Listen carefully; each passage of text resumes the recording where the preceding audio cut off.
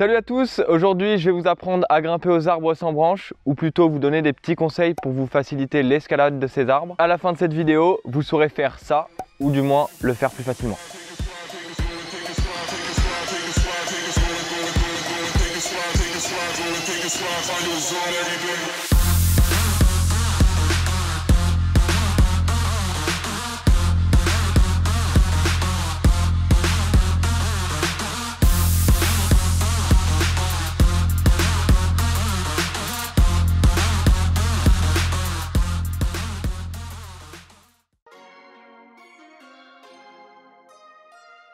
Commençons d'abord par les aspects génétiques. Il faut savoir qu'on n'est pas tous égaux pour grimper des arbres de cette manière et il y a plusieurs facteurs génétiques à prendre en compte, dont deux principaux. Si vous avez de longs bras et des jambes plutôt courtes, vous aurez plus de facilité à grimper ce type d'arbre. Pour vous donner une idée, on va grossièrement caractériser la longueur bras-jambes par l'Ape Index. C'est tout simplement le ratio entre votre envergure et votre taille. Donc pour le calculer, c'est très simple. Vous avez juste à diviser l'envergure de vos bras à la taille totale de votre corps. En moyenne, chez l'homme, le ratio est de 1. Si le résultat est au-dessus de 1, c'est que vous avez une envergure qui est plus grande que votre taille.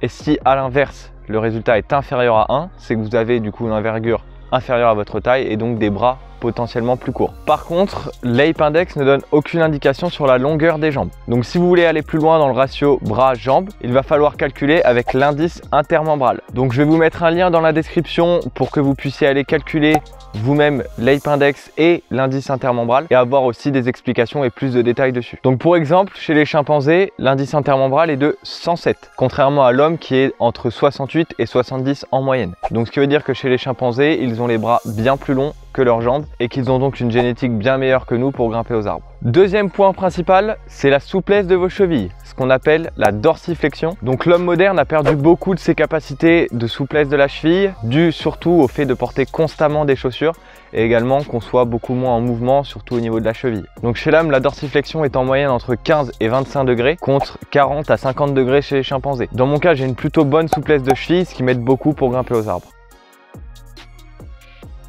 Si vous avez une souplesse plus élevée au niveau de la cheville, vous aurez plus de facilité à vous rapprocher du tronc lors de la grimpe, ce qui rendra plus simple et plus sécuritaire l'ascension, car plus vous serez proche du tronc et plus vous aurez d'amplitude de mouvement, et vous pourrez aussi également vous rattraper plus facilement en cas de glissade. Donc si vous voulez tester votre souplesse de la cheville, vous avez juste à poser le pied au sol, pencher le genou vers l'avant, et le but est de ne pas décoller le talon du sol. Passons à l'escalade de l'arbre, à la pratique. Premièrement, essayez de trouver un arbre qui n'est pas trop large pour le début, le plus droit possible. Et après, donc la première chose qu'il faudra faire, du coup, ce sera analyser la position de l'arbre. Donc en principe, on a l'impression qu'ils sont droits, mais ils sont toujours un peu plus penchés d'un côté. Ce qui fait que là, celui-ci, il est un peu penché dans mon sens vers l'avant. C'est très léger, mais il est un peu penché. Dès que vous allez commencer à grimper, ce qui se passe quasiment toujours, c'est que vous allez tourner du côté, du coup, hop, du côté où il penche. Donc dans cette position, ça fait que en fait vos jambes sont plus loin que vos bras. Dans ce sens-là, elles sont plus loin. Donc ce qui fait qu'en fait, quand vous allez grimper, vous allez devoir beaucoup plus vous tracter à la force des bras.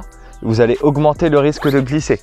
Alors que le mieux, c'est de pousser dans les jambes pour faciliter l'ascension.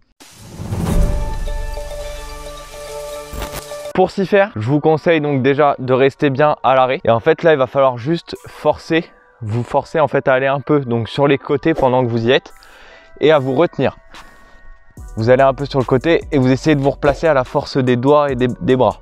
Parce que sinon vous tournerez toujours et vous n'arriverez jamais à vous remettre. Donc si malgré tout vous tournez, vous allez pouvoir aussi vous entraîner, hop, si vous tournez comme ça, hop, pour vous remettre, le plus simple, c'est de mettre vos deux pieds en grenouille et de faire le tour de l'arbre avec les mains.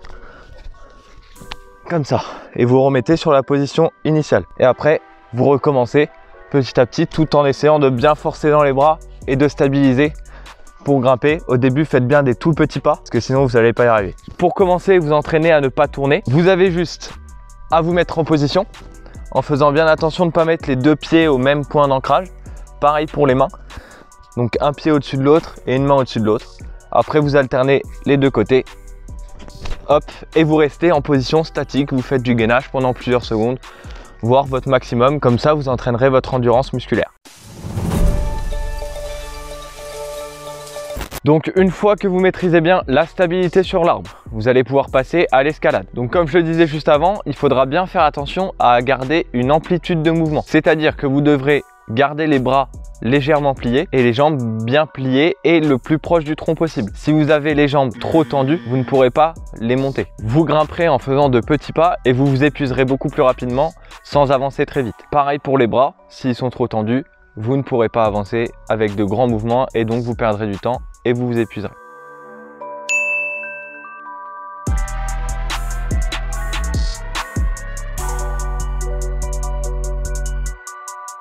Donc pareil, pour vous entraîner à grimper comme ça, au début vous serez peut-être pas très rassuré avec la hauteur et avec cette technique de grimpe. Donc ce que je vous conseille de faire, c'est de commencer en position statique pendant 5 secondes, 3 secondes si c'est trop dur. Et après vous enchaînez avec quelques pas et vous redescendez, comme ça vous ne montez pas trop haut et ça vous entraîne quand même au niveau de la coordination des bras et des jambes. Donc dernier conseil, mais qui viendra aussi un peu après quand vous aurez un peu plus de maîtrise. Une fois que vous grimperez, le mieux ce sera d'enchaîner le plus vite possible les mouvements pour éviter de perdre quelques secondes où vous allez rester en statique et du coup perdre de l'énergie. Mais bien sûr, ça viendra avec le temps et la pratique, vous pourrez bien plus enchaîner avec beaucoup plus de fluidité.